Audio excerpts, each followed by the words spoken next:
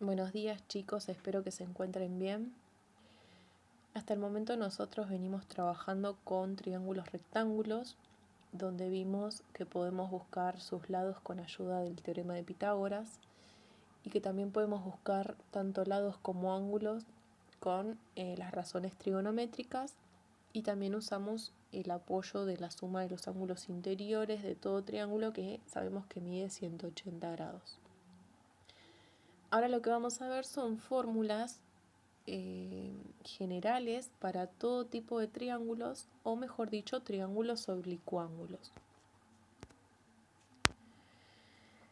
O sea, son fórmulas aplicables tanto a triángulos acutángulos como obtusángulos o rectángulos. Y una de estas fórmulas es el teorema del seno. El teorema del seno lo que hace es relacionarnos lados y ángulos opuestos, ¿sí? Fíjense que yo en estos triángulos señalé, por ejemplo, el ángulo rojo y un lado en rojo, que casualmente es su lado opuesto, y después hice lo mismo con el azul, ¿sí? Ángulo y lados opuestos en azul y ángulos y lados opuestos en verde. La fórmula del teorema del seno lo que hace es tomar un lado, por ejemplo el verde, y lo divide por el seno de su ángulo opuesto, ¿sí? Dividido el seno, es por eso se llama el teorema del seno. Lo mismo va a ser con el rojo y con el azul. Es lado dividido seno de su ángulo opuesto. Fíjense que cada una de las fracciones está igualada. Eso quiere decir que el lado verde dividido el seno del ángulo verde va a dar un valor numérico que es igual al lado azul dividido el seno de su ángulo azul, y va a ser igual también al valor numérico que obtenga de dividir el lado rojo dividido el seno del ángulo rojo. Vamos a ver un ejemplo que lo aplica. Tenemos un triángulo, tenemos unos datos y tenemos que hallar los lados y ángulos que faltan.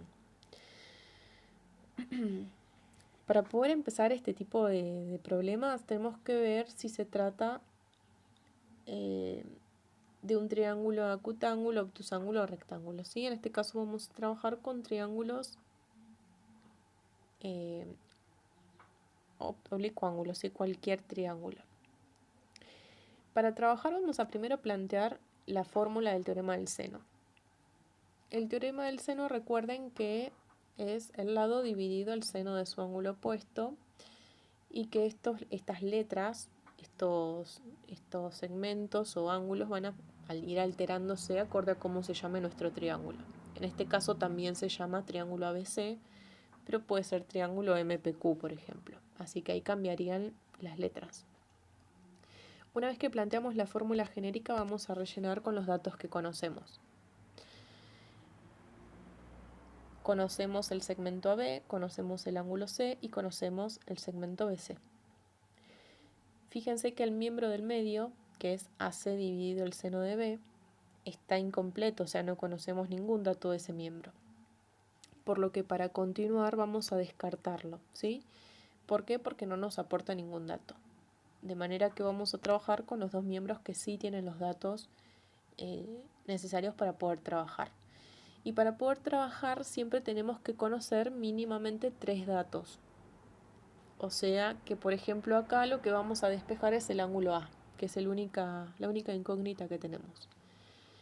Ahora resolvemos, ¿sí? Tenemos 5 centímetros dividido seno de 47. Eso lo puedo calcular con la calculadora, me da 6,84. Luego pasamos el seno de A multiplicando y dividimos 6,84. Hacemos la cuenta, fíjense que centímetro dividido centímetro se cancelan, me queda un número sin unidad de medida. Pasamos el seno y ya podemos encontrar el ángulo que nos falta, que es A. Ahora vamos a continuar buscando los otros datos. Vamos a volver a rellenar la fórmula del teorema del seno con los datos que tenemos. De esta forma tenemos dos miembros completos y el del medio que no tiene ningún dato. Ahora tenemos un lado desconocido y un ángulo desconocido. Con lados desconocidos eh, previamente trabajábamos con Pitágoras, por ejemplo, pero en este caso como no es rectángulo, no puedo aplicarlo, ¿sí? O al menos no sabemos si es rectángulo. Tampoco podemos igualar dos miembros porque el miembro del medio tiene dos incógnitas, así que estaríamos trabajando con dos incógnitas, así que no nos sirve. Lo que sí nos sirve es que la suma de de los ángulos de todo triángulo, la suma de los ángulos interiores de todo triángulo, mejor dicho, da 180. Así que podemos despejar el ángulo restante de esta forma. Y nos queda que el ángulo B vale 91 grados y 42 minutos.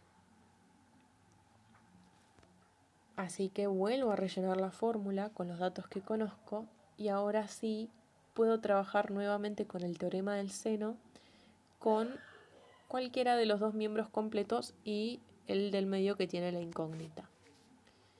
Podemos elegir porque recuerden que la división de 5 dividido seno de 47 nos tiene que dar exactamente lo mismo que hacer 4,5 dividido el seno de 41 grados de 18 minutos.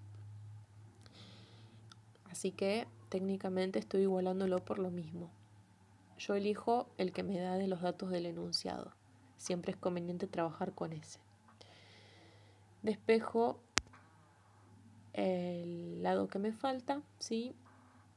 Paso multiplicando el seno del ángulo y obtengo que el lado AC mide 6,84 centímetros.